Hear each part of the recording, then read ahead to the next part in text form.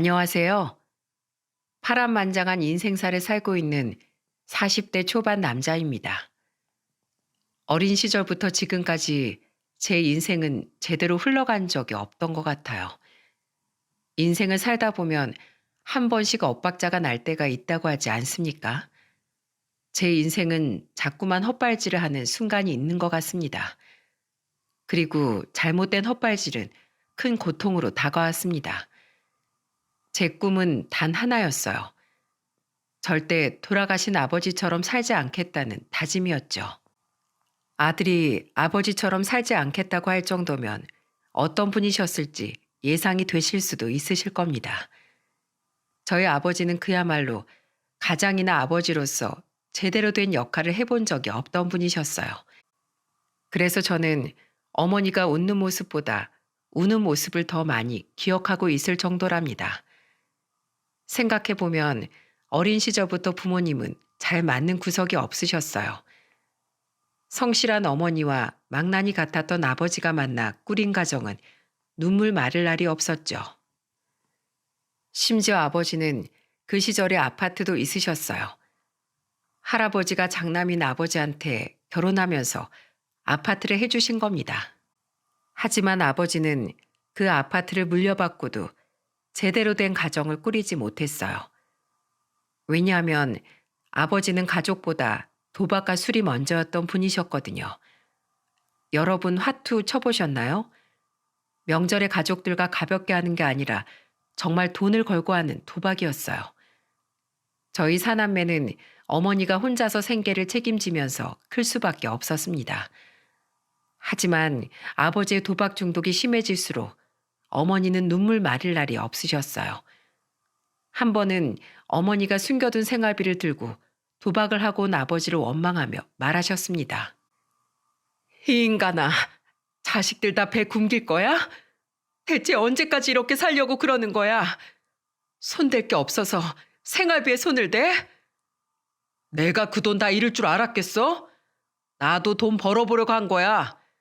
이게 나 혼자 잘 살자고 하는 거야? 우리 가족 다 같이 잘 살려고 핫투 치는 거잖아. 식구들 먹여 살릴 거면 일을 해야지. 무슨 도박이야. 당신 미쳤어? 완전히 정신 나갔다고. 제발 그만 좀 해. 제발 애들 생각 좀 하라고. 아버지는 화를 내면서 집안을 뒤지기 시작했어요. 그리고 어머니는 그런 아버지를 말리느라 울면서 애원했어요. 하지만 아버지는 울면서 매달리는 어머니의 손길을 뿌리치고 기어코 비상금을 챙겨서 도박을 하러 가신 겁니다. 거실에 주저앉은 어머니는 바닥을 치면서 우셨어요. 초등학생이었던 저는 어머니가 오열하는 모습이 무서웠어요. 어린아이 눈에 부모가 땅을 치며 우는 모습이 얼마나 무서웠겠습니까? 하늘처럼 높아 보여야 할 부모가 제 눈에는 매일같이 울고 싸우기만 하는 부모로밖에 안 보였어요. 그 순간 집에서 어머니를 위로해 줄 수 있는 사람은 저뿐이었습니다. 저는 어머니를 안아드리면서 말했어요. 엄마, 괜찮아요? 울지 마세요. 상효야, 엄마가 미안해. 우리 상효도 아직 어린데 엄마가 자꾸 이런 모습만 보여서 미안해. 아니에요. 엄마 제가 밥 조금만 먹을게요. 동생들도 잘 보고 밥도 동생들 더 많이 줄게요. 아니야. 우리 아들 그런 생각하지 마. 엄마가 미안해. 우리 상효, 엄마가 미안해. 아니에요, 엄마. 울지 마세요. 장남이었던 저는 엄마가 울면 옆에서 엄마를 안아주면서 밥을 안 먹겠다는 말까지 했어요. 그만큼 어머니가 아버지와 돈으로 싸우고 있다는 걸 느끼고 있었던 겁니다. 제가 저런 말을 하니까 어머니는 놀라셨던 것 같았어요. 그날 저녁 어머니는 계란말이를 해주면서 저를 보고 말했습니다. 상효야, 엄마가 상효 앞에서 힘든 모습 보여서 미안해. 엄마 괜찮으니까 걱정 마.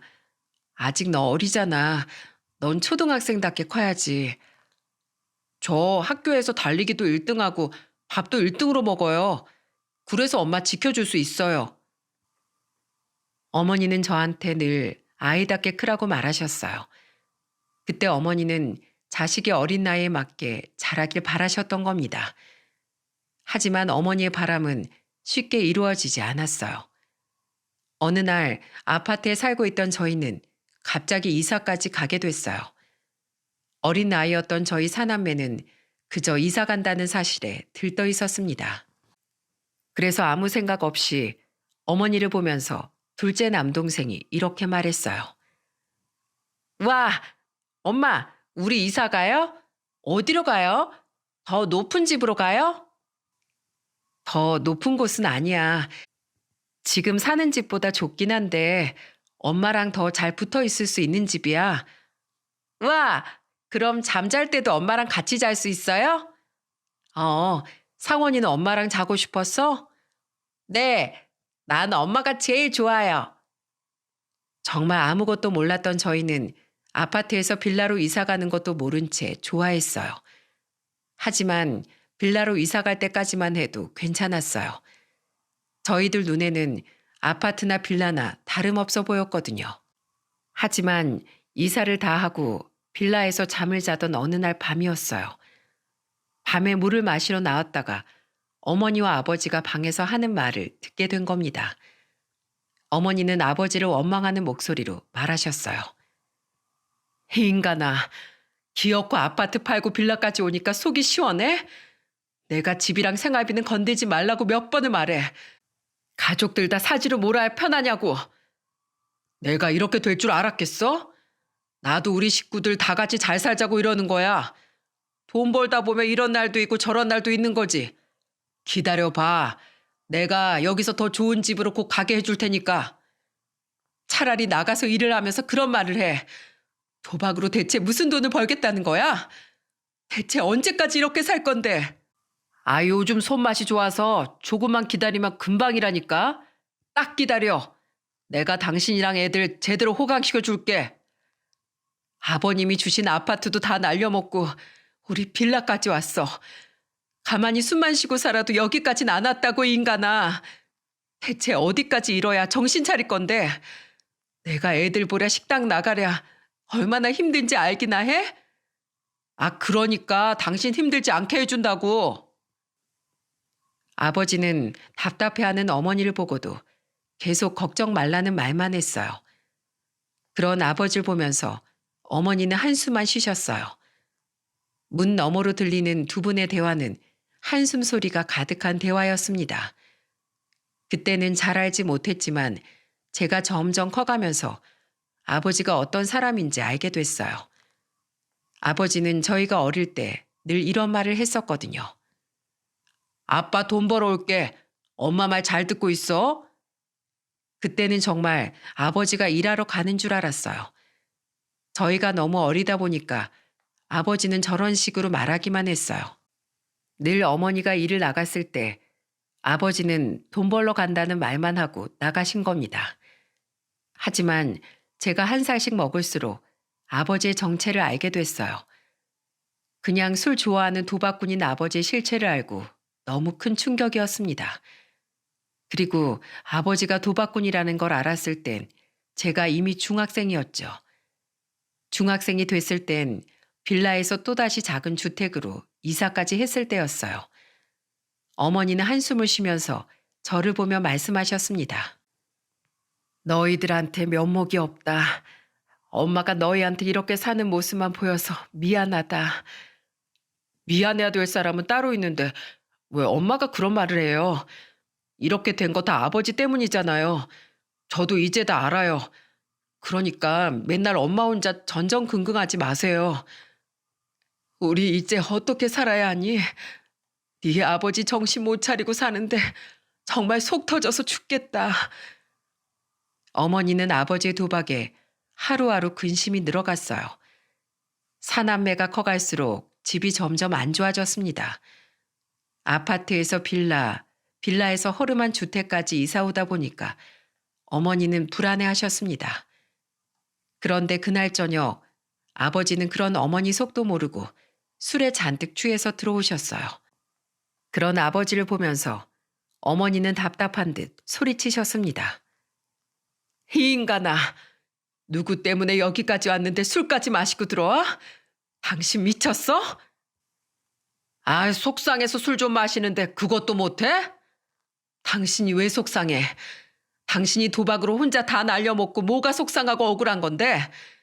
진짜 답답하고 울고 싶은 사람이 나야. 당신이 뭔데?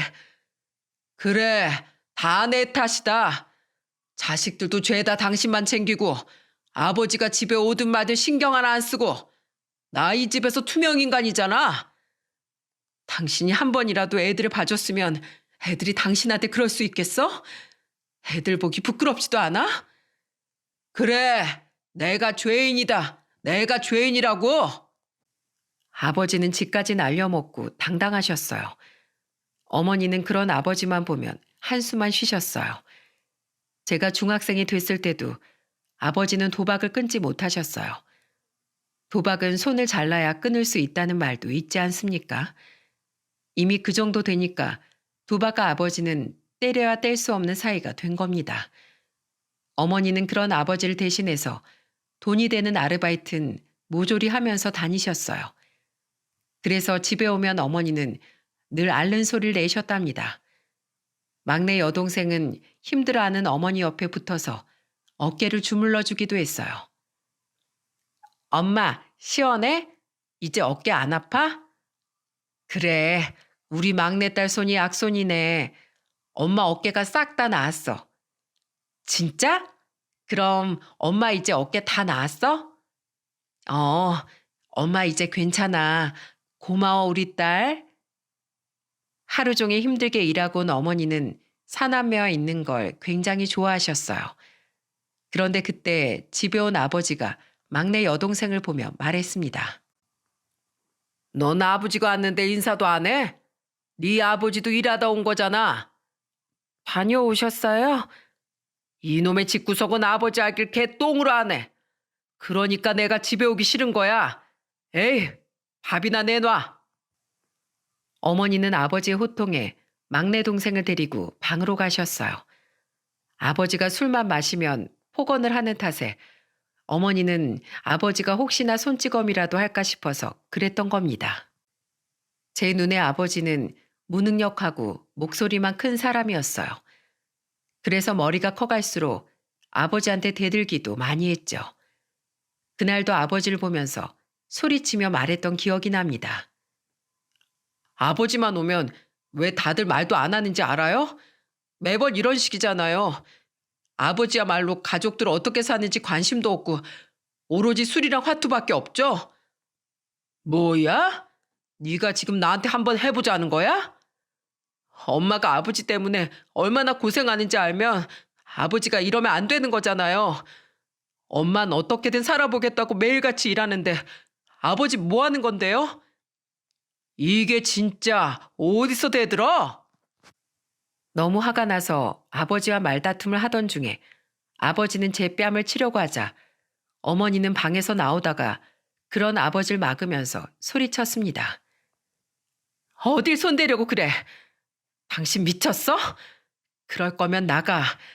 괜히 애들한테 화풀이 하지 말고 나가라고. 에이, 더러운 집구석. 나간다, 나가. 아버지는 결국 또 집을 나가셨어요. 가족들이 이사를 다닐수록 아버지 도박 중독은 심해졌어요. 특히 빌라에서 주택으로 이사 갔을 땐 어머니가 아무리 벌어도 생활비가 부족할 정도였죠. 그런데 더 이상 바닥이 없다고 생각했던 그때 저희 집은 또 한 번 발칵 뒤집혔어요. 허름한 빌라에 빨간 딱지까지 붙여진 겁니다. 어머니는 그걸 보고 망연자실할 수밖에 없었어요. 잘 살아보려고 어머니는 발버둥 치는데 아버지는 계속 사고만 쳤거든요. 결국 저희는 허름한 빌라마저 내놓고 사글세로 더 작은 집으로 또 한 번 이사하게 된 겁니다. 제가 고등학생이 될 때까지 집은 계속해서 작아졌어요. 사글세로 집을 또 옮겼을 땐 어머니가 아무도 없는 캄캄한 주방에서 혼자 술을 마셨어요. 그리고 한탄하면서 저를 보며 말하셨습니다. 상효야, 이제 엄마는 어떻게 살아야 할지 모르겠다. 다 막막해. 너네 어릴 때부터 지금까지 단 하루도 편히 쉰 적이 없는데 지금 우리 처지가 이렇다는 게 믿기지가 않아. 엄마, 할 만큼 하셨어요. 전 엄마가 아버지랑 이혼한다고 해도 엄마 마음 다 이해해요. 그러니까 아버지를 포기하세요. 네 막내 동생들이 아직 저렇게 새파랗게 어린데 어떻게 갈라서니? 그래도 정신 차리겠지 하다 여기까지 왔는데 이젠 엄마도 지친다. 어머니가 지친다고 말하는 모습에서 삶의 고단함이 느껴질 정도였어요. 그러던 어느 날이었습니다. 식당에서 일하시던 어머니가 주방에서 일하시다 얼굴에 화상을 입으신 거예요. 저는 급하게 병원으로 달려갔어요. 그곳에서 고통스러운 어머니의 비명소리까지 듣게 됐습니다. 살려주세요. 응급치료를 하고 치료를 받던 어머니는 고통스러워서 비명까지 질렀어요. 그걸 본 저는 너무나도 괴로웠어요. 그저 성실하게 일만 하던 어머니가 왜 이런 고통까지 받아야 하나 답답했어요. 그리고 어머니의 갑작스런 화상사고는 아버지한테도 큰 충격이었던 겁니다. 그날 이후 아버지는 어머니를 대신해서 일용직으로 일을 시작했어요. 어머니가 병원 치료 받기 위해서 돈이 필요했거든요. 그래서 정말 어머니가 퇴원하는 날까지 일만 하던 아버지를 보면서 아버지가 드디어 정신을 차렸구나 생각했어요. 그리고 어머니가 퇴원하던 날 아버지는 무릎을 꿇고 말씀하셨습니다. 여보, 내가 미안해. 내가 정말 죽을 죄를 지었어. 나 이제 정말 정신 차리고 살게. 그래, 인간아. 제발 잘 좀 살자, 제발. 사남매 키워야지. 번듯하게 잘 키워놔야지. 어머니는 정신을 차리겠다는 아버지를 안아주며 우셨어요. 그래도 아버지가 이제라도 정신 차린 게 다행이라고 믿었습니다. 하지만 도박은 정말 쉽게 끊을 수 없는 거더라고요. 학교가 끝나고 집에 와보니까 어머니가 아버지와 다투고 있는 겁니다. 당신이 인간이야? 애들 보기 부끄럽지도 않아? 안 한다면서. 이제 정말 화투치러 안 간다면서. 미안해. 내가 진짜 안 가려고 했는데 오늘 정말 판이 좋다고 해서 갔어. 정말 오늘만 하고 안 가려고 했다니까. 오늘만 가려고 안 가려고 했다는 말을 지금 나더러 믿으라는 거야? 당신이 화투판에서 날린 돈이 우리 식구 생활비라고. 나도 이 손모가지 자를 수 있다면 자르고 싶을 정도야. 나도 사람처럼 살고 싶다고. 근데 그렇게 안 되는 걸 어떡해. 당신한테 좋은 남편이고 싶고 애들한테 좋은 아버지고 싶단 말이야. 아이고, 내 팔자야. 내가 정말 못 살아. 그냥 죽어, 이 인간아. 손을 자르든 나가 죽던지 제발 눈앞에서 사라지라고. 내 꼴을 보고도 화투를 쳐? 나 정말 이젠 내가 쓰러질 것 같아. 제발 당신 정신 좀 차려. 결국 아버지는 끊은 줄 알았던 도박에 또 손을 대고 만 겁니다. 어머니가 얼굴에 화상 상처가 생긴 후로는 다시는 안 하는 줄 알았던 도박을 아버지가 몰래 하고 있던 거예요. 결국 아버지는 남은 재산까지 다 털어먹고 차 한 대 꼴랑 남은 상태였어요. 오죽하면 어머니가 나가서 죽으라는 말까지 하셨겠습니까?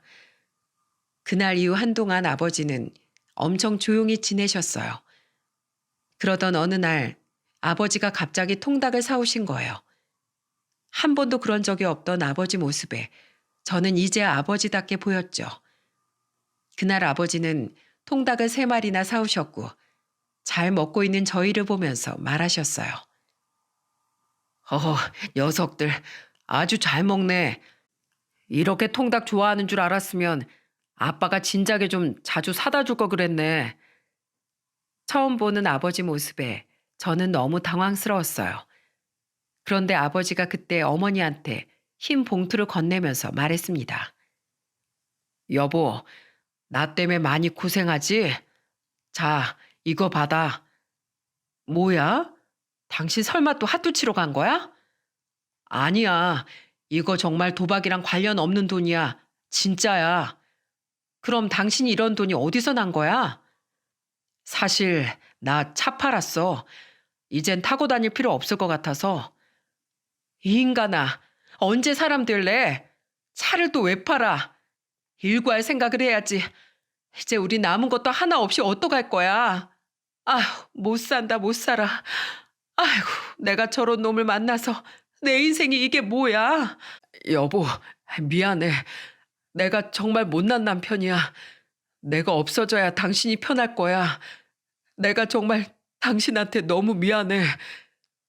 그래, 나가 뒤져. 그냥 나가서 쥐도새도 모르게 뒤지라고. 새끼들 4명이 당신만 보고 있는데 일할 생각은 안 하고 차 팔아서 돈 만들어 오면 어떡하자는 거야. 나 이제 미역 공장 나간 지 겨우 2달이야. 내가 얼마나 힘든지 알아? 당신 내가 얼마나 이를 악물고 버티는지 알기나 하냐고.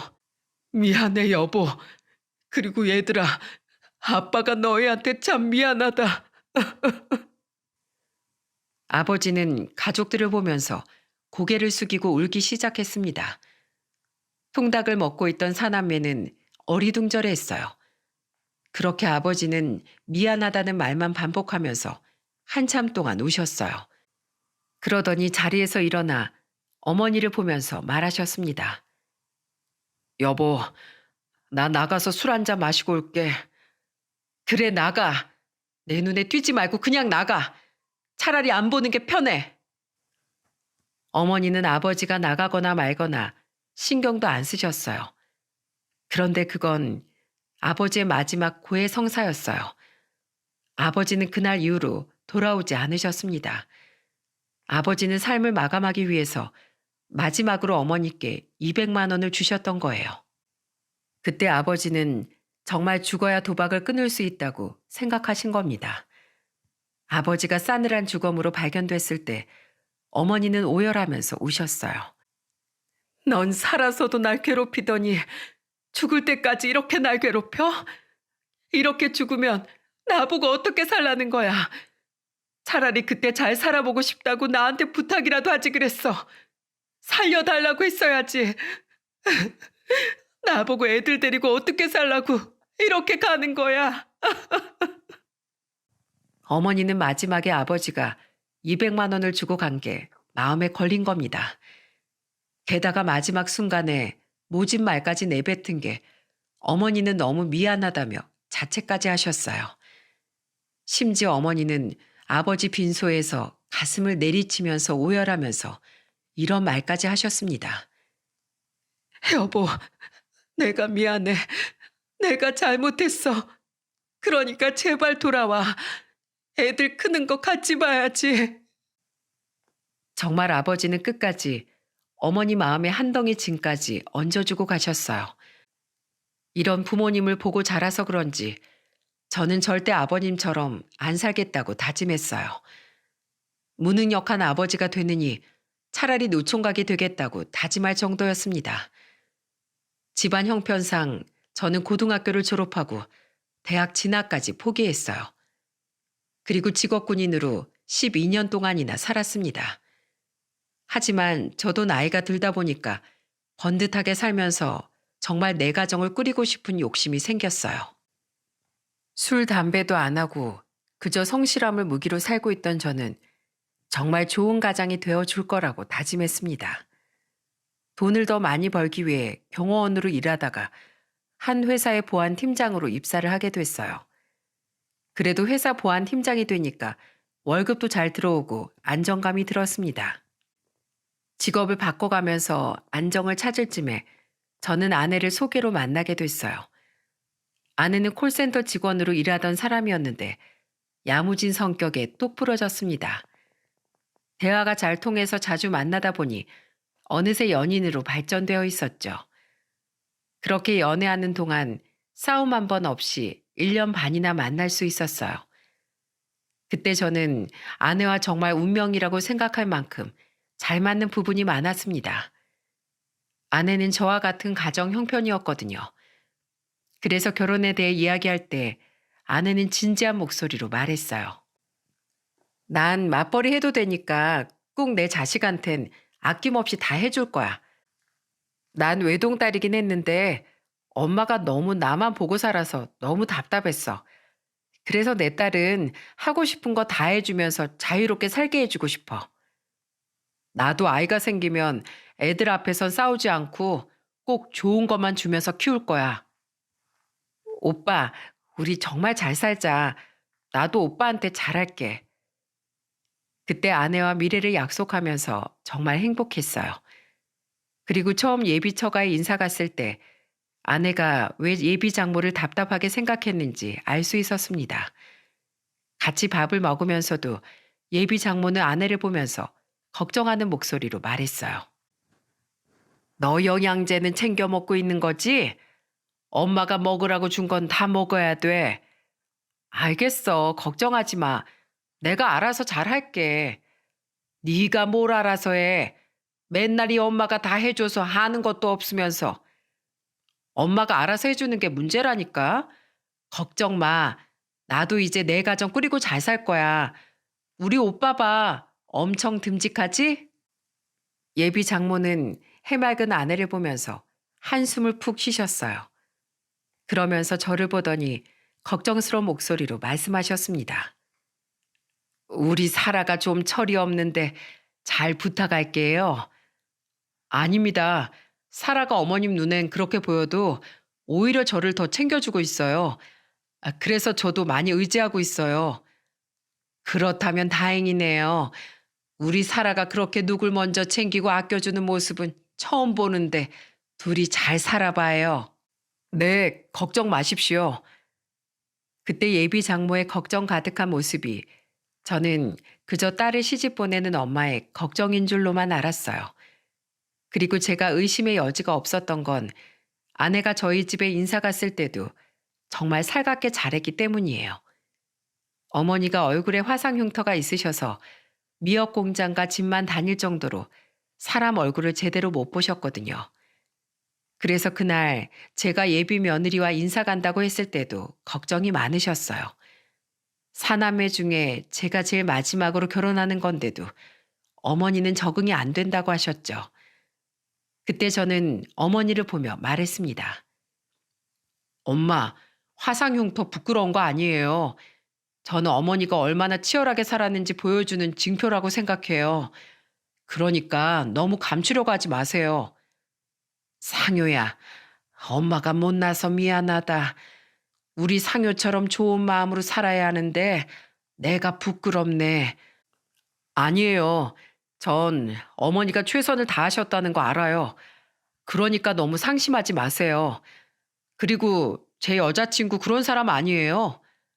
좋은 여자 만났겠지. 우리 상효처럼 좋은 사람일 거야.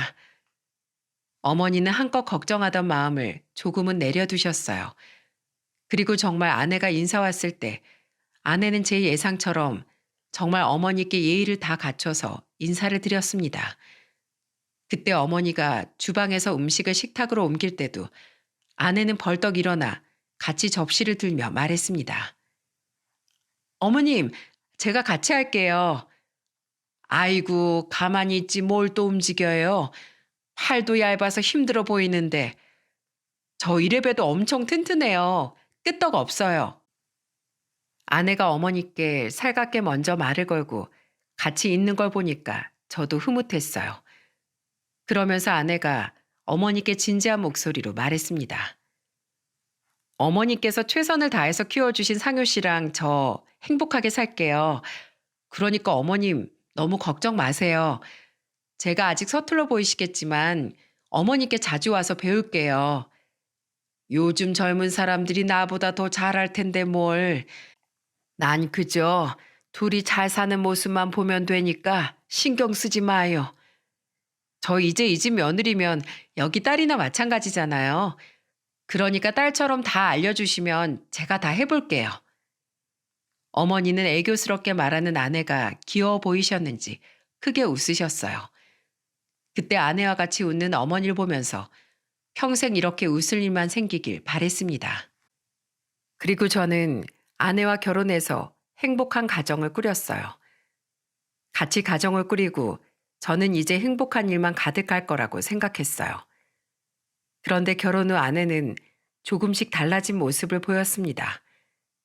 제가 퇴근하고 집에 오면 아내는 가끔씩 야근한다면서 늦게 들어오곤 했어요. 그래서 저는 한 번은 너무 궁금해서 야근으로 늦는다고 말하는 아내한테 물었습니다. 오늘도 야근이라고? 근데 당신 콜센터에서 일하는데 대체 무슨 일로 야근하는 거야? 뭐? 콜센터도 할 일 많아. 당신 지금 나 콜센터 다닌다고 무시하는 거야? 아, 무시하는 게 아니라 궁금해서 물어보는 거잖아. 당신이 뭐 말하면 알아? 내가 하는 일 당신이 다 아냐고. 전화만 받아준다고 일 끝나는 거 아니거든? 나 일해야 되니까 끊을게. 진짜 당신한테 실망했어. 제가 못 물어볼 걸 물어본 겁니까? 저는 아내가 이렇게까지 화내는 이유가 뭘까 의아했어요. 그래도 그때는 아내가 듣기에 기분 나쁠 수도 있겠다 싶었죠. 그래서 그날 저녁 아내가 집에 왔을 때 저는 아내한테 먼저 말을 걸면서 말했습니다. 여보, 아까는 내가 미안해. 난 잘 모르니까 물어본 거야. 사과하면 끝이야? 어쩜 그렇게 말이 가벼워? 요새 계속 야근이라고 하니까 난 궁금해서 그런 거야. 앞으로는 말 좀 조심해. 부부 사이의 말 한마디가 진짜 중요한 거야. 아내가 유독 예민해졌다 싶었어요. 그래도 좋은 게 좋은 거다 싶은 마음으로 사과했었죠. 그리고 며칠 뒤 아내는 깜짝 놀랄 사실을 털어놨습니다. 여보, 나 임신이래. 정말? 이게 진짜야? 어, 요새 자꾸 속도 안 좋고 피곤하길래 병원 가보니까 임신이래. 우리 이제 엄마 아빠 되는 거야. 너무 고마워. 이제 나 좋은 아빠 될 수 있게 더 노력할게. 우리 진짜 잘 살아보자. 결혼 당시와 달리 아이가 생겼을 때 저는 더 벅찬 감정이 들었어요. 이제 정말 엄마 아빠가 됐다는 생각에 책임감까지 생겼습니다. 그리고 아내는 임신 초기에 몸도 약한 편이라 다니던 콜센터를 그만뒀어요. 그때 아내가 몸조리 잘할 수 있게 저는 카드도 주기도 했습니다. 그렇게 집에서 몸조리하던 아내는 건강한 아들을 출산했어요. 처음으로 아들을 품에 안아보던 순간을 잊을 수가 없습니다. 저는 아들을 품에 안고 울먹이면서 말했어요. 아빠가 정말 열심히 살게. 너한텐 세상에 좋은 것만 줄 거야. 아내는 그런 저를 보면서 눈물까지 글썽거리더라고요. 이제 정말 부모가 되는구나 싶은 마음에 가슴이 벅찼어요. 그 후 아내는 전업주부로 아이를 키우는데 전념했어요. 그런데 문제는 아이가 100일쯤 지나자 아내는 점차 집안일은 거들떠도 안 보는 겁니다. 어린 아기한테는 위생이 정말 중요한 거 아시죠? 그런데 제가 퇴근해서 와보니까 아기 젖병도 산더미처럼 쌓여 있었어요. 그래서 저는 아내를 보고 물었습니다. 아기 젖병이 왜 이렇게 쌓여져 있어? 당신 오늘 설거지 안 했어? 이거 언제 다 소독하려고 그래? 아, 그냥 나가서 좀 사와. 그거 씻을 힘도 없어. 젖병이 지금 얼마나 많은데 또 사. 애기 잘 때 좀 씻어두면 쓸 수 있을 거 아니야. 당신이 애 키워봤어? 하루 종일 말도 안 통하는 애랑 있어 봤냐고. 나도 미칠 것 같으니까 제발 가만히 좀 둬. 산후 우울증인지 알 수 없게 아내는 너무나 예민해져 갔어요. 그래서 그런 아내조차 이해해 보려고 노력했습니다. 저희 아들이 돌쯤 지났을 무렵 어머니가 반찬을 해다 주신 적이 있었어요. 아내가 무기력해져서 아무것도 안 한다는 걸 알고 직접 해오신 거예요. 저는 집까지 반찬을 가져다 주신 어머니를 보며 말했습니다. 이걸 다 만드신 거예요? 아유, 저 불렀으면 제가 모시러 갔을 텐데 그냥 오시면 어떡해요. 다음에 집에 오실 때 꼭 저 부르세요. 됐어. 너도 일한다고 바쁠 텐데 걱정 말어. 아니에요. 어머니 몸 생각도 하셔야죠. 언제 이렇게 다 만드신 거예요? 우리 며느리가 힘들어 한다길래 그랬지. 애는 잘 크고 있지?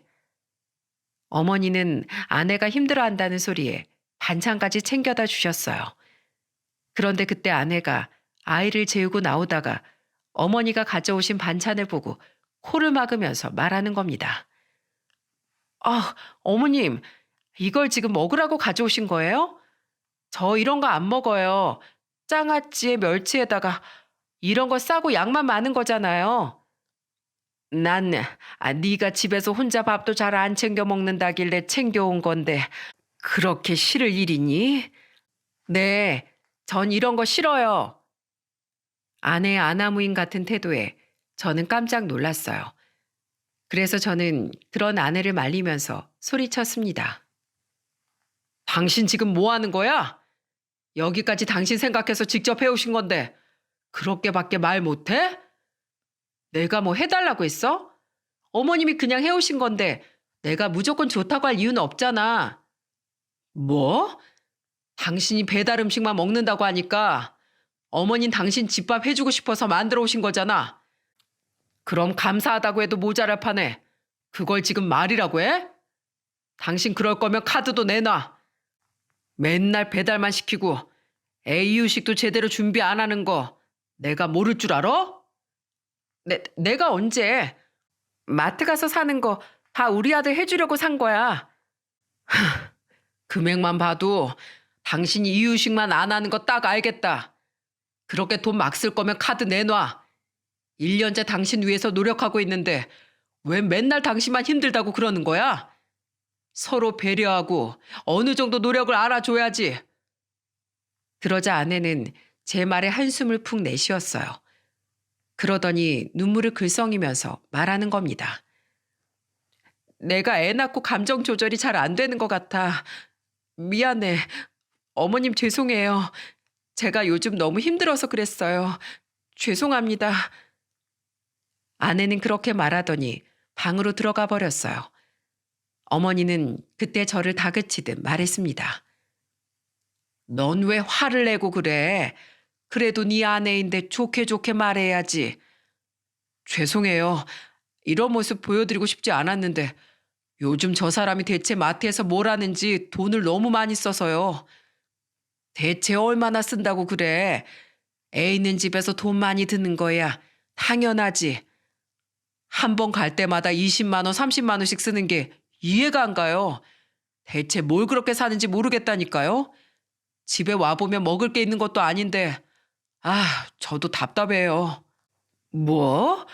대체 뭘 한다고 마트에서 그렇게 사?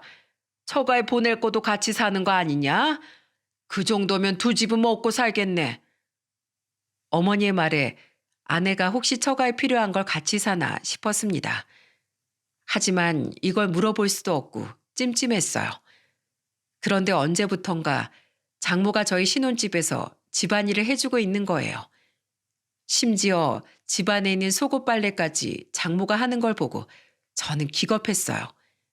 그래서 저는 난감한 목소리로 장모한테 말했습니다. 어머님, 아내가 힘들어하면 아이를 어린이집에 잠시 맡기는 게 좋겠어요. 언제까지 이럴 수는 없잖아요. 아유, 아니야. 내가 편해서 하는 거니까 신경 쓰지 마. 저도 자꾸 이렇게 일하러 와주시는 게 불편해서 그래요. 내가 자네한테 미안한 게 많아서 그래. 내가 참 그러면 안 되는데. 네? 뭐가요? 장모님이 이렇게 해주시는데 제가 더 감사하죠. 이제는 좀 쉬세요. 장모님은 저한테 자꾸 미안하다는 말을 하셨어요. 대체 왜 그런 말을 하는지 저는 도무지 알 수가 없었습니다.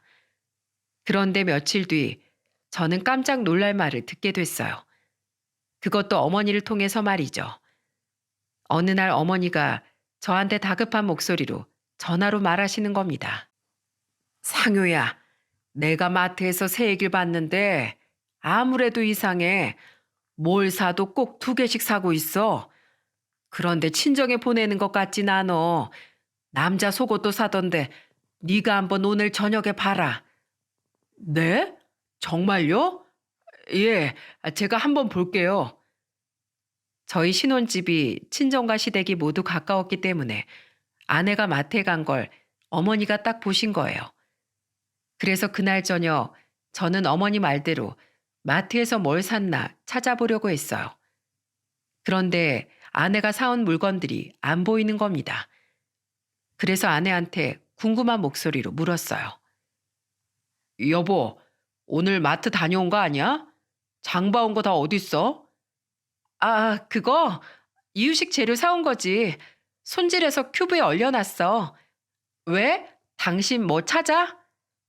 아니, 당신 혹시 내 속옷 사온 거 없나 해서. 아, 그걸 뭐하러 사? 당신이 돈 아끼라면서. 나도 이제 알뜰하게 살 거니까 걱정 마. 아내의 말에 저는 깜짝 놀랐어요. 어머니가 분명히 사는 걸 봤다고 했는데 아내는 이유식 재료만 샀다는 겁니다. 그때 저는 아내가 다 2개씩 샀다던 말에 장모님께 전화를 걸었어요. 장모님, 잘 계셨어요? 정서방, 잘 있었나? 무슨 일이야? 다른 게 아니라 어제나 오늘 아내가 장모님께 뭐 사다 드린 게 있나 해서요. 뭐? 아니, 부탁한 게 없는데 사라가 뭘 사다 줘? 아무것도 없어. 장모의 말에 저는 의아했어요. 저희 어머니가 잘못 봤을 리가 없는데 이게 무슨 일인가 싶었죠. 결혼 생활 1년이 넘어가던 시점에 저는 아내한테 이상한 생각이 들었어요. 예전에 문득 어머니가 아들을 보면서 이런 말을 하셨던 적도 있었습니다. 네 아들은 너보다 며느리를 더 닮은 건가? 묘하게 너랑은 닮은 구석이 없는 것 같네. 저는 그때만 해도 더 커가면 점점 더 저를 닮아갈 거라고 믿었어요. 그런데 이상하게 아들은 저도 아내도 닮지 않은 겁니다. 그래서 저는 계속 이렇게 의심만 할 바에 제대로 확인해 보자는 생각이 들었어요. 그래서 유전자 검사와 흥신소에 의뢰해서 뒷조사를 해보기로 했어요. 의심만 하는 것보다 제대로 확인하는 편이 낫겠다고 판단한 겁니다. 그렇게 결과가 나오길 몇 주를 기다렸던 것 같아요. 아내는 그때도 어딘가 수상했어요. 한 번은 집에 와보니까 아내는 베란다에서 전화를 하고 있고 아들은 혼자서 놀고 있는 겁니다. 이제 돌진한 아이를 혼자 두는 엄마 본 적 있으십니까? 저는 아들이 연필 같은 걸 들고 다니길래 얼른 넘어지지 않게 잡았습니다. 그때 아내가 저를 보고 거실로 들어왔어요. 저는 아내한테 화를 내며 말했습니다. 애를 혼자 두고 있으면 어떡해? 다치기라도 하면 어쩌라고? 중요한 전화가 와서 그랬어. 대체 무슨 전화? 일도 안 하는 사람이 무슨 전화가 그렇게 중요해? 나도 일 시작하려고 그래. 신경 꺼. 아내는 제 말에 횡설수설하더니 전화기를 숨겼어요. 그런 아내 모습이 저는 더 수상했어요. 그런 아내를 보면서 제대로 확인해 보길 잘했다고 생각했죠. 그리고 며칠 뒤 결과가 나왔다는 소식에 저는 회사에 휴가를 내고 집에 있었습니다.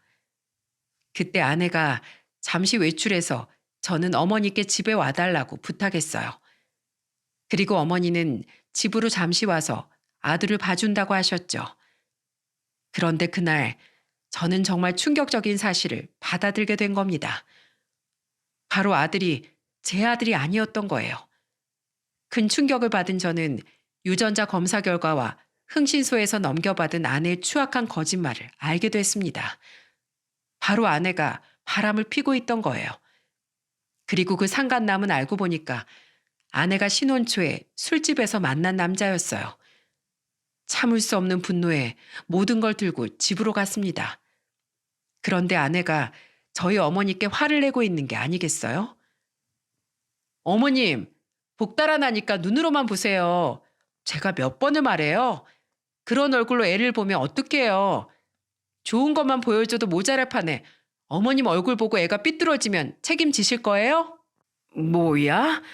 너 말이 너무 심한 거 아니냐? 자식들 막 키우기 싫어서 그런 거니까 이해하세요. 어머님 얼굴 어린애가 보면 정서에 안 좋아요. 개념 나간 아내 말에 저는 이성을 잃었어요. 문을 박차고 들어가 아내한테 소리쳤습니다. 야, 너처럼 막 사는 여자가 누구한테 그딴 소리를 하는 거야? 너 당장 내 집에서 나가. 여보, 지금 무슨 소리 하는 거야? 왜 그래 대체? 여보? 누가 네 여보야? 네 남편 술집에서 일하는 웨이터잖아. 누구 인생을 족치려고 이런 짓을 한 거야? 제 말에 어머니는 놀란 얼굴을 하셨어요. 그리고 아내는 사색이 된 얼굴로 저한테 말도 안 되는 변명을 했습니다. 여보, 그게 무슨 소리야? 누가 그런 말 했는지 모르겠는데 오해야. 나 술 입에도 못 대는 거 알잖아. 술을 입에도 못 댄다고? 이 사진을 보고도 그런 말 하나 보자. 아주 벽나발을 불고 사는데 그동안 나 속이느라 아주 많이 참으셨겠네. 그러면서 뭐 산후 우울증? 너 절대 용서 못해. 저는 흥신소에서 받은 사진과 유전자 검사 결과지를 아내한테 던졌습니다. 그러자 모든 게 발각됐다는 걸 안 아내는 울면서 애원했어요. 나 정말 술집 남자 아들로 애 키우고 싶지 않았어. 당신은 좋은 아빠 돼줄 거라고 했잖아. 그래서 그런 거야. 내가 그래도 엄마인데 술집 남자의 자식으로 어떻게 키워. 당신이 그냥 입양했다고 생각하고 우리 같이 잘 키워보자. 어? 제발. 그러자 어머니는 자리에서 벌떡 일어나더니 아내 뺨을 치면서 소리쳤습니다. 이게 내 아들한테 뭐하는 짓이야. 너야말로 네 새끼 복 네가 다 걷어찬 거야. 알아? 어디서 술집 잡놈이랑 붙어먹는 게 굴러왔어? 야, 내 새끼한테 들러붙지 말고 나가. 내가 아주 사기람이 이골이 나는 사람이야. 너 같은 거 싹을 잘라야 돼. 저는 어머니 행동에 깜짝 놀랐어요. 그리고 정말 어머니는 아내와 아이를 쫓아버렸습니다. 살고 있는 집의 전세 자금이 제 돈이었기 때문에 아내는 나갈 수밖에 없던 거예요. 저는 어머니께 죄송하다는 말을 했어요. 그러자 어머니는 단호한 목소리로 말하셨습니다. 진짜 잘못한 놈이 따로 있는데 왜 네가 사과해? 내가 살아보니까 아닌 것 같을 때 싹을 자르고 살아야 하더라. 마음 단단하게 먹어. 마음 단단하게 먹으라는 어머니의 말에 저는 아내와 이혼 소송을 했어요.